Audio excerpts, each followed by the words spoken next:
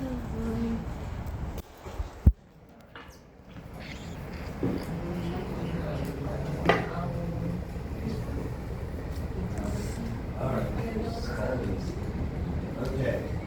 All right.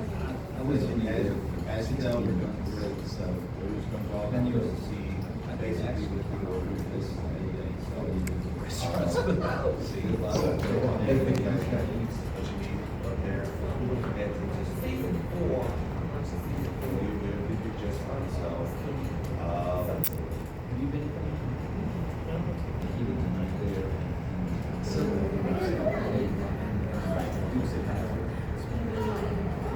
when you get to the square,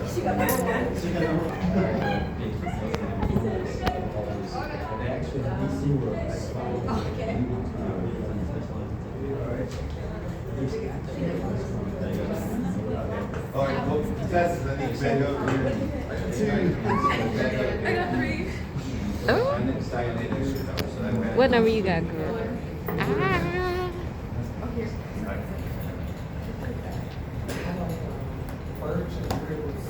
AC on the one. First thing that I put is I would specialize in technology. Second thing I put is that creative thinker and horseback saddles.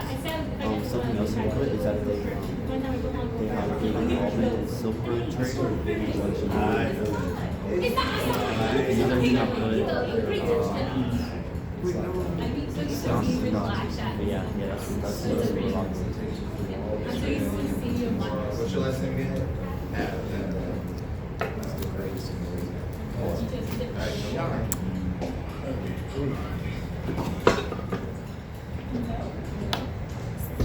So excited.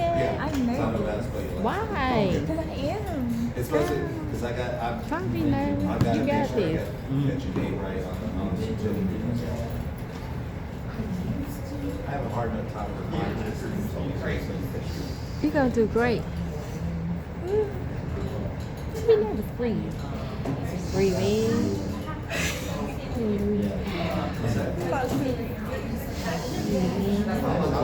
I'll say it. No. Then get ready. No, stop. You should be excited. I'm so excited. I don't hear no click. I don't hear no click. First one says You're not going last. You're gonna be number 4. yeah, you can do whatever you want. Of course, gonna be number 4 in this forensic club competition. This is what they're having tonight. So basically what they do is do public speaking. And we're about to see how great they're doing. So they're getting ready to get started. They're doing. No, and we have the judges over here on this side. Those are the judges. All right.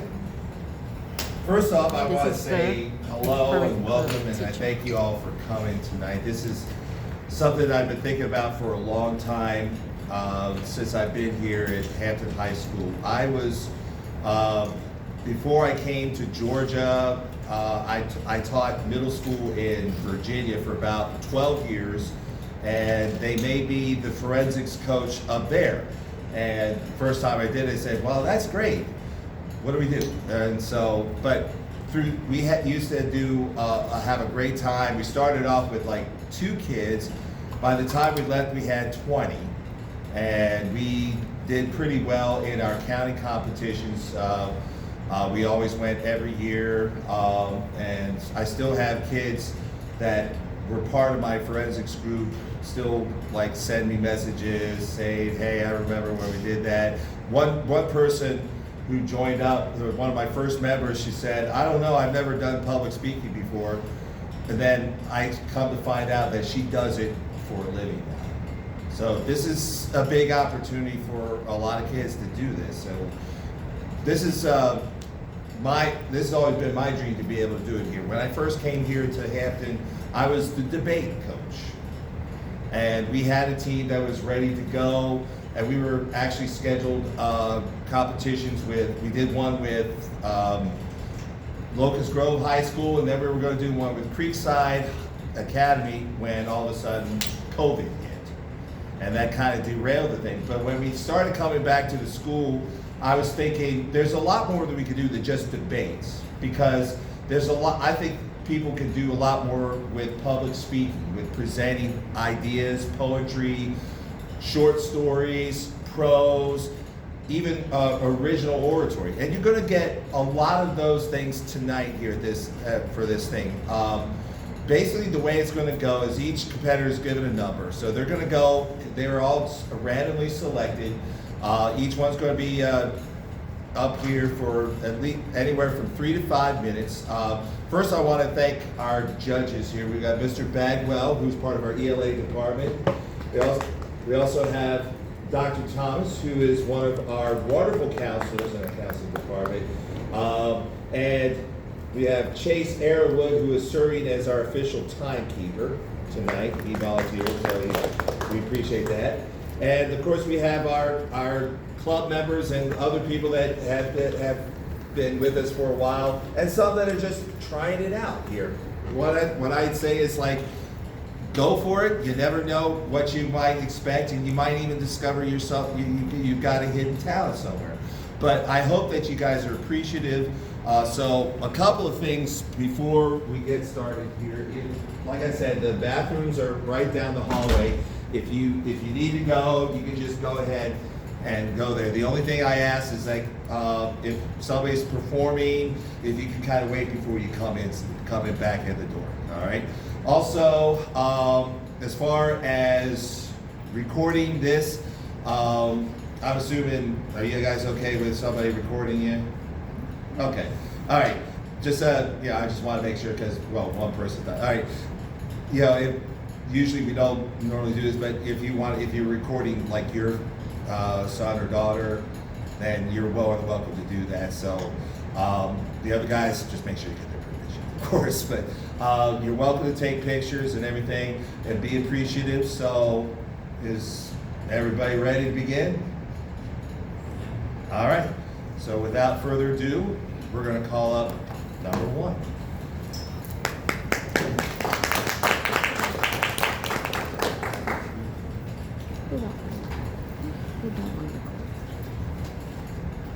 This piece is called My Girlfriend is a Bit Odd by Leon Wenzel. So my girlfriend has always been a bit odd. For example, she owns a $5,000 animal costume, but she hates sports.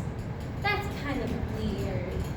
The other day, I was just chilling and I was looking for her. I'm like, hey babe, where are all the bagel bites? And I noticed this tiny little plastic bag. No! Do not look in there. We don't have any bagel bites. You ate them all, remember? Hold on. What does this girl chick have in her fridge that she doesn't want me to see? A freezer is not where you tell someone, don't look in there. You say it about underwear drawers and toilets. That's it. I don't even know what we did for the next 10 minutes, because like all I'm thinking about is how many severed hands are in Gift's freezer. Okay, maybe I'm overreacting. I optimistically go up to my gift and say, hey, babe, are you perhaps having a surprise for me in the freezer?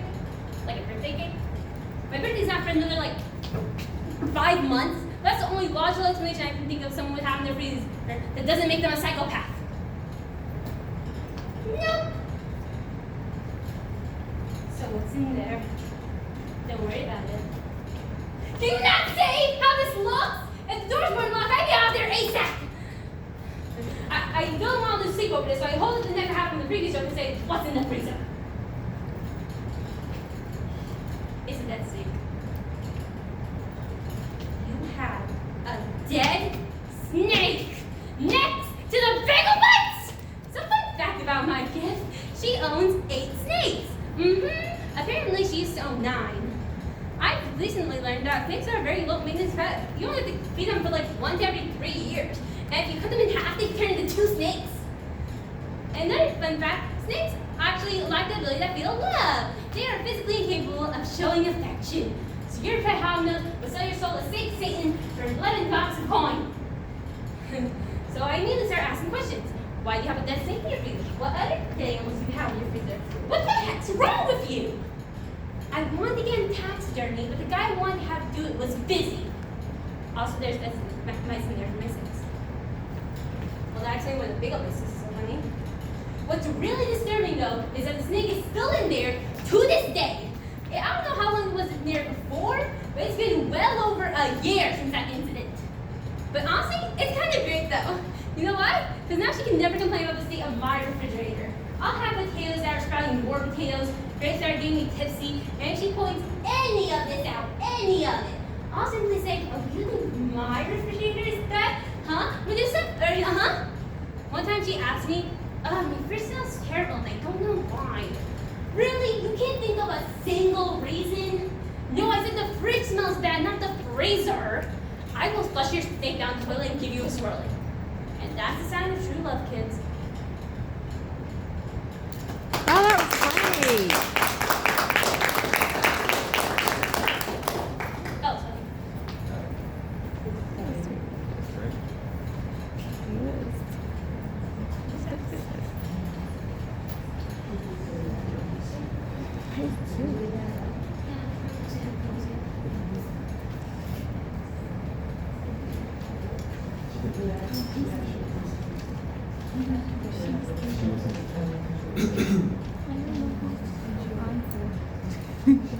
That's how you do.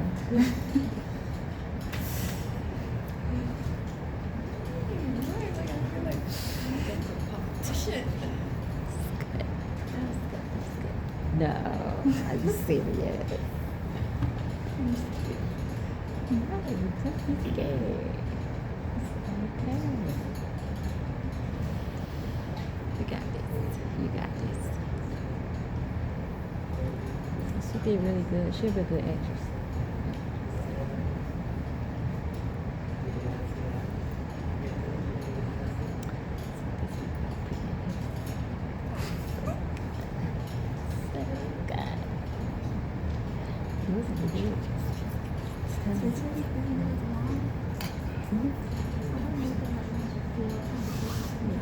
Maybe not. It lasts that long.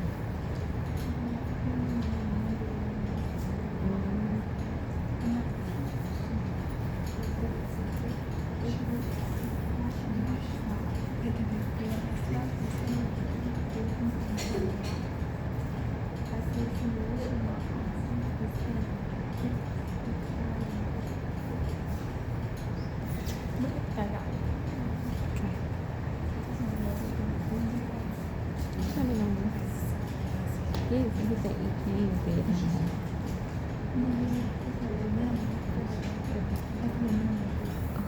You're gonna get it. If it ain't, you just go into the next one. Still all right.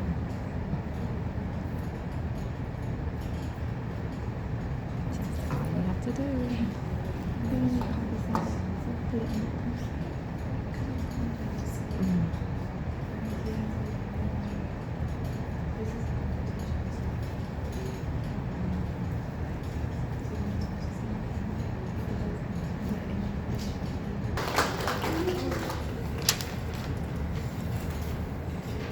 Hi, I will be performing the monologue My Soldier's Rage.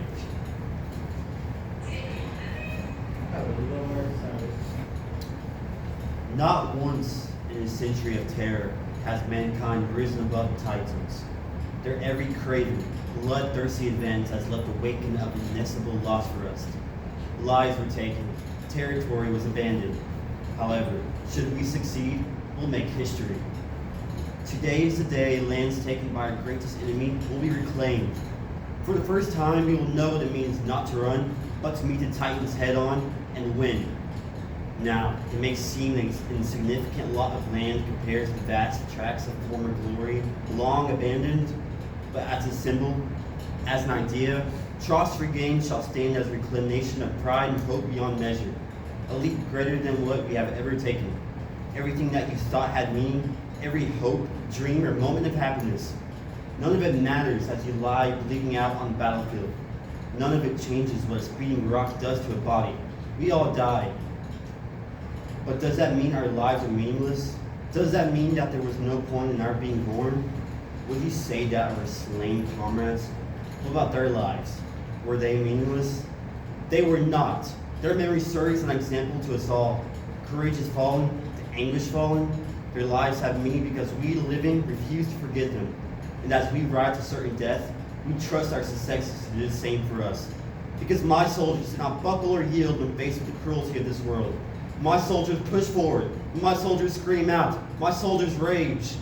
Thank you. No, that was great.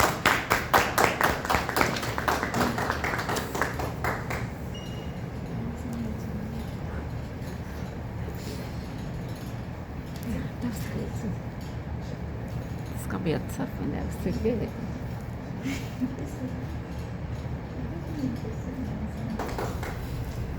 So good. Hi, I will be performing an original piece called A Little Bit of This, A Little Bit of That. Okay. As a Mexican American, you get told you're not enough. You're not enough American to understand the average American life, but in Mexico, you're too Americanized to fit in. Being la gringa or gringo, we can't be upset about not being able to grow up in Mexico because the reason our parents came here was to give us a better life. A better education, a better home. And I love my culture so much, but being born pale and having to fight to prove I'm Mexican enough hurts. Fighting to prove that you can speak Spanish hurts. And it's still not being enough hurts. Fighting to prove that you can build a better future with the path your parents have set for you? I mean, it's hard. And you could always give up, but I mean, look around. Look at the beauty of it. Growing up knowing two languages, and being able to indulge in two cultures, being able to pave a new path for yourself, the ability to travel freely, having such a strong family bond just because of your culture, the ability to love in two different languages, and have a religion that makes you feel less alone. I can tell you from personal experience that it's all worth it. It's worth proving that you can set new standards, and it's worth the hassle, because we are the future. And the infinite love I have for my culture, I can feel it coursing through my veins, rattling my bones, and in the deepest part of my soul. And I know that in every bit of pain I have ever felt, it has been worth it. I may not have been able to grow up in Mexico or around my cousins, but I also may not have been able to grow up with the average American experiences. And I may not be Mexican enough, or I may not be American enough, but I'm not alone. So all those years I spent crying about my skin color not being the color I wanted it to be, forcing myself to be somebody that I am not, just to feel like I fit in, just to say that it has always been enough, that I am proud to be a little bit of this and a little bit of that, to not have to say I want to be in the center of one culture. I can be part of two cultures. And I'm proud, and I can say I truly love who I am, and I love what the future holds, because I'm in my heart and in my eyes, I'm Mexican enough, and I'm American enough, and so is everybody else.